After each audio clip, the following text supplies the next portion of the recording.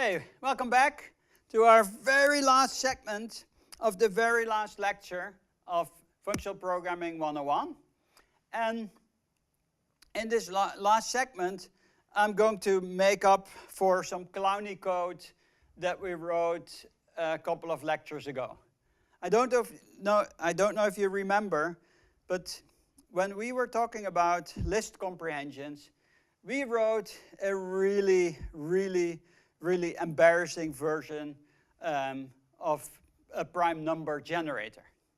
And we want to do better. I mean, that code was not the most beautiful code I've written in my life. So let's redeem ourselves and write a beautiful way to generate primes that leverages lazy evaluation. So here's a recipe to generate an infinite list of primes in a very nice way. So we start that with the list of all natural numbers starting at 2. And then we look in this list and we mark the first value in that list as a prime. So the first prime here is 2. The next thing we do is we say, okay, if we know that this thing is a prime, then all multiples of that number are not primes, right? So for example, 4 is a multiple of 2, so we know that 4 is not a prime number. So given that the first marked prime, we're going to filter out all the multiples of that number from the list. And then we just, we know that then the next value is the prime, and then we delete all the duplicates, and so on. Now, this algorithm is really old. This algorithm was really invented before any of us was born. And this is called the sieve of Eratosthenes.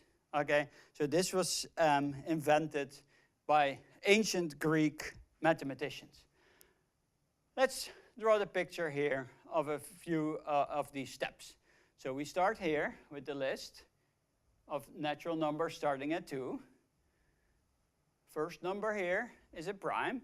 So we cross out all the multiples of 2. So we cross out 4, 6, 8, 10, 12, etc. And now the first number that's not crossed out, 3, is a prime. So that's a prime. 4 was already crossed out. 5 is not a multiple of 3. 6 is a multiple of 3, was already crossed out. 9 was not crossed out yet, is a multiple of 3, so we cross that out.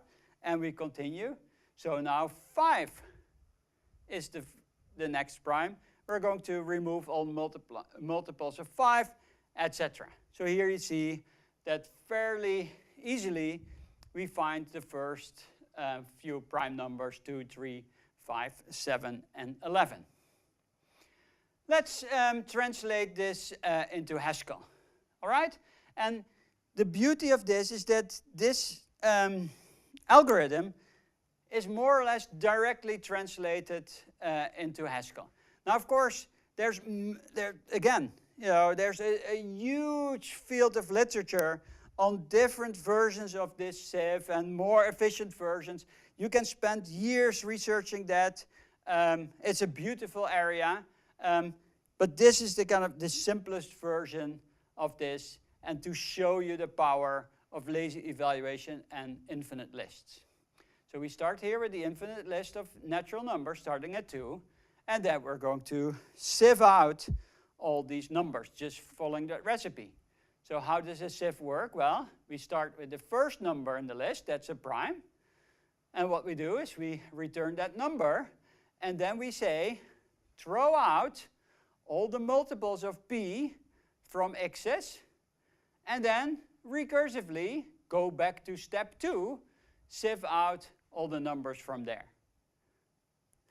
Isn't that beautiful? I mean, here's a quite imperative description. We return to step 2. But what we see here is that return to step 2 is really this recursive call here. All right, so we start with the numbers from 2 and up. the first number must be prime.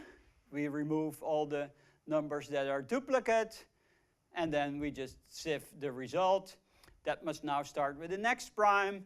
We're going to kind of put that on, keep that, and then sift out the rest, etc. Now you can also see why there are more efficient versions, and we already saw that here, because multiples of 2 are eliminated, and here multiples of 2 are eliminated. And so, there's many ways you can do this sieve, in a more efficient way with kind of wheels and whatever.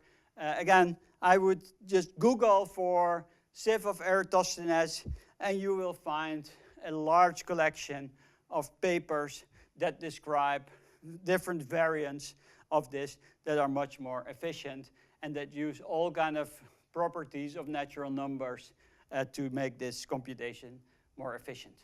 Okay, but if we execute this, primes, this thing will just spew out an infinite list of prime numbers. It will just continue, and after a while it will get slower and slower because, the prime numbers, there will be more space between them. But, you can just run it forever, and if you have enough patience, you will find the prime number that you're looking for. Now, again, since this is an infinite list, it's not really an infinite list because it's a recipe for generating an infinite list. So if we only take the first 10 prime numbers, this function will terminate and just give us the first 10 prime numbers. It won't first compute all prime numbers. No, it will just do enough work to give you the first 10 prime numbers. Or if we want to take the prime numbers that are less than 15, we can use take while, and again, just enough work will be done to do that.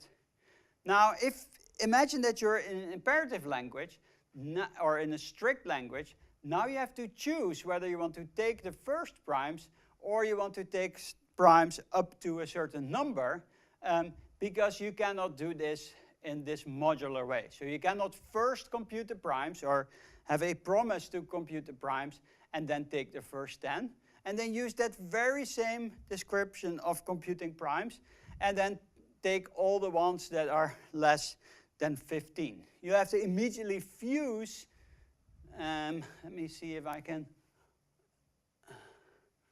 yeah, it's too hard to not stand in front, but you want to fuse take 10 with primes into one function and take while less than a certain value with primes to get one function if you don't have lazy evaluation. And a very nice paper to read here is John Hughes' paper, Why Functional Programming Matters, that has many more examples of this, the fact that lazy evaluation makes your code more modular. Okay, that was the end of the lecture series. I enjoyed it enormously. I hope you did so too. And please try to use everything you learned here to become a better programmer. And I'm pretty sure that is the case. And I hope to see you in another MOOC at another time. Thank you so much. And again, see you soon. Bye-bye.